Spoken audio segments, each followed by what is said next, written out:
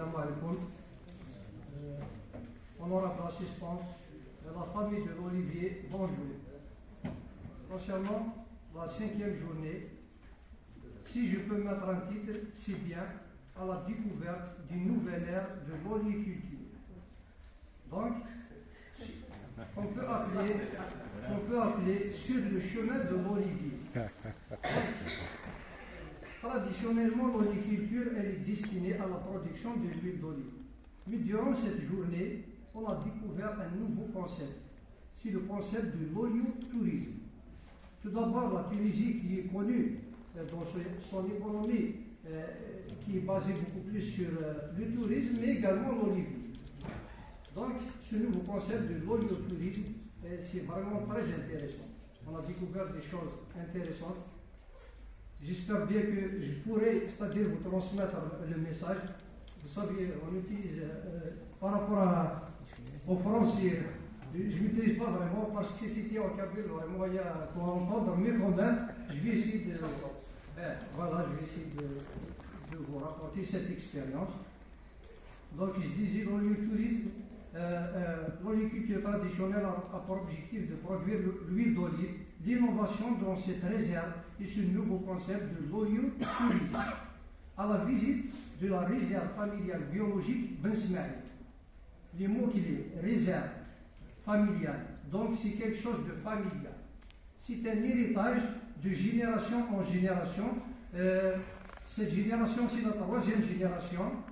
Donc, le deuxième mot-clé, c'est biologique, c'est-à-dire qu'ils appliquent juste un itinéraire technique qui ne fait pas intervenir d'entrants chimiques. Donc, Ben Smaïl, c'est la famille. Ce qui est intéressant, c'est que dans la présentation de cette ferme, tout d'abord, concernant son potentiel. C'est une petite ferme, soi-disant de 50 hectares d'oliviers, de la variété en majorité chitoui. Alors, c'est un héritage familial, le mode de conduite du verger de type extensif, biologique, pluvial, Bali. Concernant la genèse, donc on va essayer de procéder étape par étape. La genèse,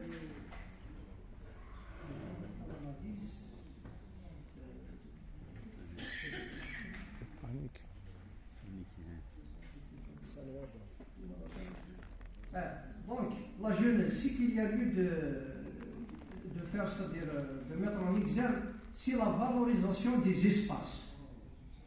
Donc la valorisation des espaces, Storentini, le site de cette ferme est situé dans une zone historique dont il existe l'arc de triomphe, dont le nom de la réserve. La réserve est appelée Triomphe du Cabor, qui est relié à l'histoire. Donc il faut faire l'histoire pour son produit. L'huile d'olive issue de la variété chitoui très riche. Donc parmi les points forts de cette ferme également, c'est la variété chitoui qui produit une huile d'olive très riche en polyphénol qui lui confère des vertus thérapeutiques recherchées par le consommateur. L'entreprise cible une catégorie de clientèle très exigeante. Elle produit une huile d'olive de haute gamme. D'ailleurs, il y a ce qu'on appelle un pack. Ils produisent un pack de 3 catégories. Il y a la légère, l'intense et la moyenne qu'ils offrent en cadeau. Donc, je vais entrer dans les travaux au niveau de cette ferme. Les travaux au niveau de la ferme. Donc, l'innovation, par exemple, concernant voilà. Pour faire face au changement climatique et dans le respect du mode de culture biologique, un mode d'irrigation ancestrale est adopté déjà en terre cuite, enterré autour des arbres. La conduite du verger biologique concernant le facteur de l'irrigation. Vous le savez bien, c'est un facteur limitant dans le concept actuel. Donc, ils utilisent une méthode ancestrale par des jarres en terre cuite. Ils font des trous autour de l'arbre, ils vont enterrer les jarres qu'ils vont remplir une fois tous les vergers. Ça a donné de bons résultats.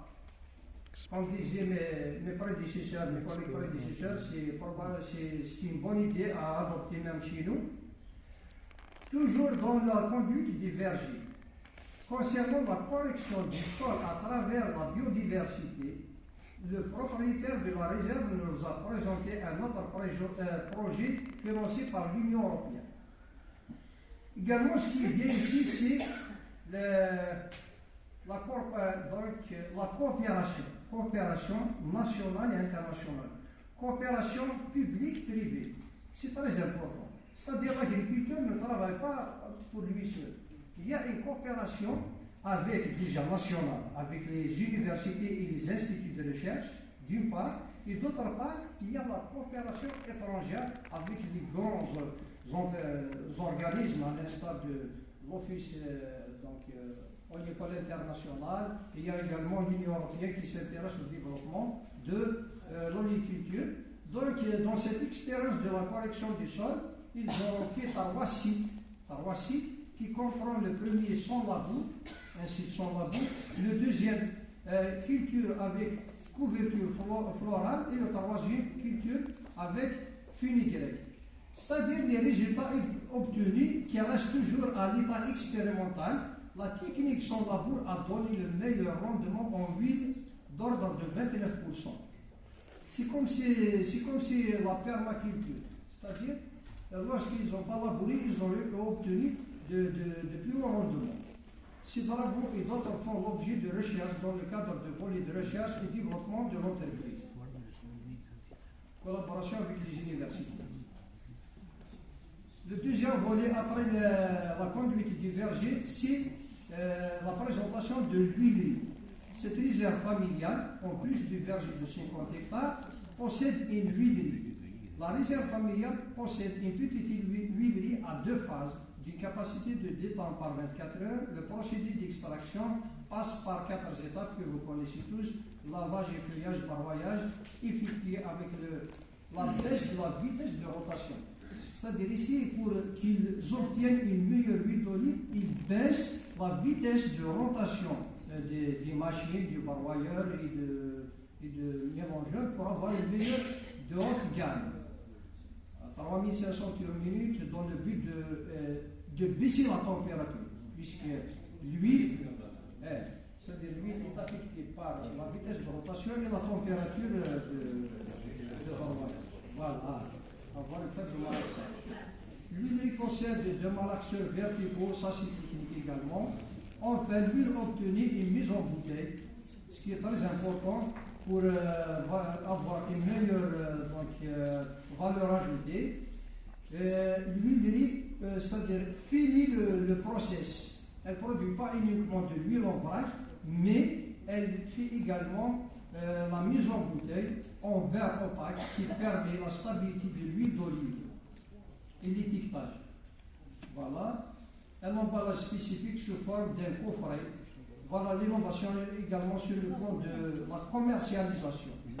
Pour avoir toujours une valeur ajoutée, ils font un packaging de haute gamme également, c'est des bouteilles opaques, dans des packaging qu'ils offrent à leurs visiteurs. Puisqu'on parle de l'oliotourisme, et je vais enchaîner ici sur cette notion d'oliotourisme. Les activités de l'oliotourisme dans l'exploitation consistent. C'est quoi l'oliotourisme? Qu'est-ce qu'ils font ici? Il consiste à la réception de visiteurs tels que des ambassadeurs, des personnalités, c'est entre parenthèses VIP, very important personnalité.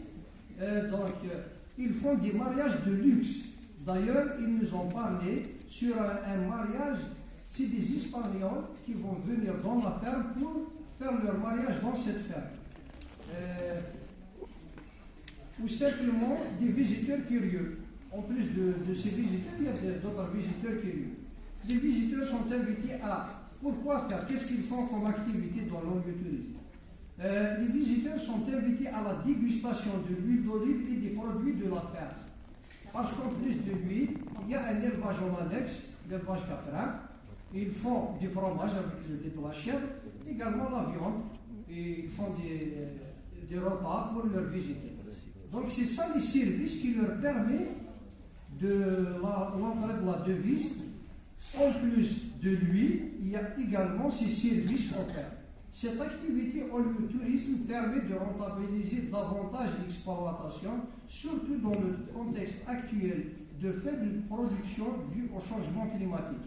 Comme cette année par exemple, les olives n'ont pas bien produit, mais grâce à ces activités, la réserve se permet d'avoir voilà, pour faire face aux différentes dépenses, bien sûr pour la viabilité. Une partie de production est vendue sur place, l'autre destinée à l'épicerie et une clientèle fidélisée à l'export. L'oliviculture, c'est bon. Donc, pour finir, en guise de conclusion et de recommandation, une nouvelle ère pour l'oliviculture, c'est l'investissement dans le tourisme olicole, comme chez nous, en Algérie, pour les autres traditionnels, les BBTO et les autres wilayas. On doit penser à ce genre d'investissement. Également, donc l'Algérie a beaucoup de choses à faire dans ce domaine pour une meilleure rentabilité des exploitations et l'amélioration des conditions socio-économiques des populations au niveau des zones rurales, la nécessité de l'application des bonnes pratiques au verger et au moulin pour l'obtention d'une huile d'olive de haute gamme. À cela s'ajoute l'amélioration de la chaîne de valeur par la maîtrise de la commercialisation via l'application des meilleures techniques de marketing et management. Et je vous remercie pour votre écoute. Merci. Alors, on peut prendre deux questions, s'il y a. Si on a des questions. C'est bon.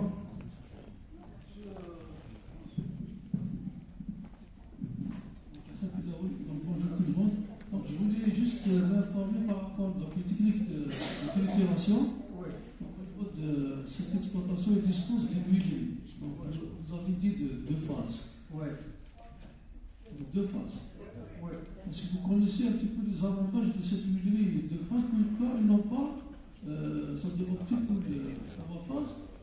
Et est-ce qu'ils font la deuxième extraction de l'huile, c'est-à-dire issue des guillemets? Parce que la deux phases ne génère pas d'énergie. Voilà. Donc c'est un grillon qui est très humide. Généralement, par exemple, en Espagne, ils font un deuxième passage. Ils ont une deuxième huile pour récupérer l'huile contenue au niveau des grillons. Parce que c'est la gestion des grillons humides qui est très difficile. C'est pour ça qu'on n'a pas pu l'introduire en Algérie. En Algérie, généralement, on ne dispose que de trois phases. C'est pour avoir un grillon un peu sec et facile à manipuler. Et l'imagine, donc on les gère à part. Donc au niveau de cette exploitation, on dispose d'une huile de deux phases.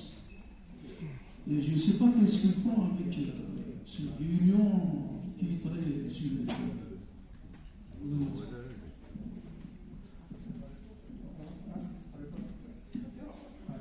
Donc, comme je l'ai évoqué, comme quoi l'objectif de cette réserve est bien de produire une huile de qualité, non seulement de haute gamme, ils sont allés plus loin, à premium. Ils disent ça à premium, c'est-à-dire l'acidité. On ne parle pas uniquement d'inférieur à 0,8, mais on est arrivé à des taux encore plus faibles. 0,30 jusqu'à 0,30, et en plus, ils ont une clientèle bien choisie. C'est-à-dire, ils disent, je produis une huile de très bonne qualité et je vends cher. D'ailleurs, leur clientèle, c'est l'Union européenne, les États-Unis, les Japonais. Donc, pour produire cette huile, il faut du bon matériel, entre autres l'huile. Pour eux, ils ont vu que c'est le top. C'est l'huile qui permet de produire une huile de meilleure qualité, puisqu'il n'y a pas ajout de l'eau. Il y a uniquement de l'eau végétale de margine. C'est comme ça, c'est-à-dire, ils ont opté pour ça, c'est leur choix, pour avoir une meilleure huile d'olive. Même le malaxage, c'est une huilerie à haute gamme